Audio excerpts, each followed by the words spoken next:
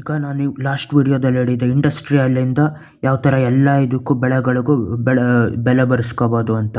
ಅದೇ ಥರ ಏನು ಇಂಡಸ್ಟ್ರಿ ಮಾಡಿದೆ, ತರಕಾರಿಗಳಲ್ಲೇ ಯಾವ ಥರ ಇದು ಮಾಡ್ಕೋಬೇಕು ಅಂತ. ಈಗ ಬೆಂಗಳೂರಿಂದ ಒಂದಷ್ಟು ದೂರದಲ್ಲಿ ಹಳ್ಳಿನೋ ಏನೋ ಇರುತ್ತದೆ, ಹಳ್ಳಿ ಇಲ್ಲ ಟೌನು 50-60 ಕಿಲೋಮೀಟ್ರ್ ದೂರದಲ್ಲಿ. ಅವಾಗ ಹಳ್ಳೀಲಿ ಏನು ಮಾಡ್ತಾರೆ, ಎಲ್ಲ ತರಕಾರಿ ಬೆಳೀತಾರೆ.